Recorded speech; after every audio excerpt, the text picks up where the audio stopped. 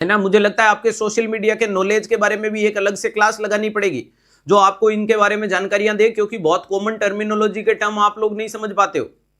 खूब सारे बच्चे हैं जो नर्सिंग में कहते हैं सर हमें मेल भेजना नहीं आता है, तो ये तो गलत है ना। ये कॉमन चीज है कि यार आज के जमाने में अपने से सुपर सीनियर पीढ़ी कह देती तो समझ में आता।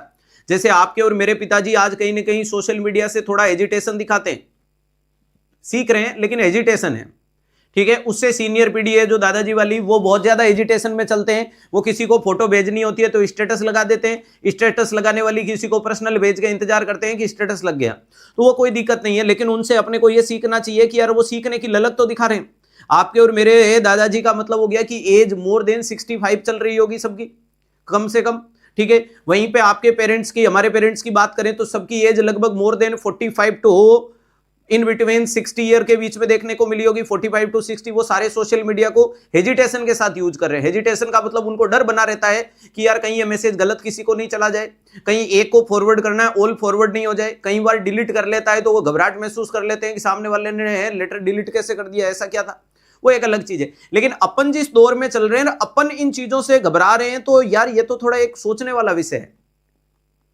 समझ पा रहे हो? आप और हम पिछले 10-10 साल से इन चीजों को, टेक्नोलॉजी को यूज ले रहे हैं, उसके बावजूद भी अपन समझ नहीं पा रहे हैं कि व्हाट्सएप कैसे काम में लेते हैं, इंस्टा कैसे, टेलीग्राम कैसे, मेल कैसे। तो इन चीजों का नॉलेज होना चाहिए, एडिक्शन नहीं होना चाहिए, नॉलेज होना चाहिए, क्योंकि जमाना यही है। आपको बताए एआई, आर्टिफिशियल इंटेलिजेंस लगभग बढ़ता जा रहा है माहौल, और आपको इन कॉमन चीजों की जानकारियां नहीं होगी तो फिर तो अपन तो बहुत पिछड़ रहे हैं। और वो दौर अब कभी नहीं आ सकता कि सिर्फ पेपर वर्क होगा। लगातार इनकी टेक्नोलॉजी और ब्रॉड वे में बढ़ेगी, और ब्रॉड वे में बढ़ेगी तो इनका नॉलेज जरूरी है।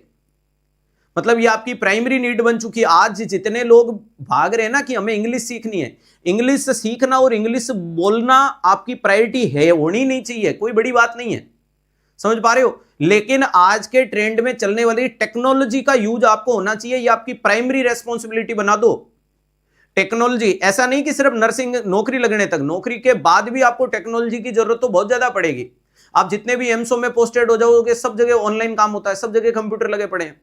डाटा फिल करो, ये करो, वो करो, एक्सेल करो, इसका उसको भेजो, डाटा भेजो, डिमांड भेजो, मतलब सब कुछ ऑनलाइन चल रहा है और सब कुछ ऑनलाइन रिकॉर्ड रहता है। ऑनलाइन रिकॉर्ड का मतलब है कि एक गलती सबको दिखती है।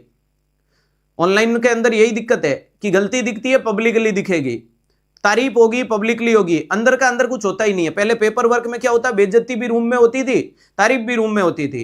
अब बेइज्जती भी पब्लिकली होती है, तारीफ भी पब्लिकली होती है। तो इस चीज को आपको थोड़ा अच्छे से समझने की आवश्यकता है कि इनका यूज कैसे, किस प्रकार से हमें लेना है।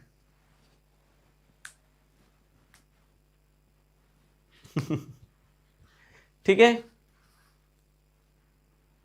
अपडेट करके यूज लो। अपडेट आता है ना, अपडेट करने के बाद किसी भी बच्चे की दिक्कत नहीं है।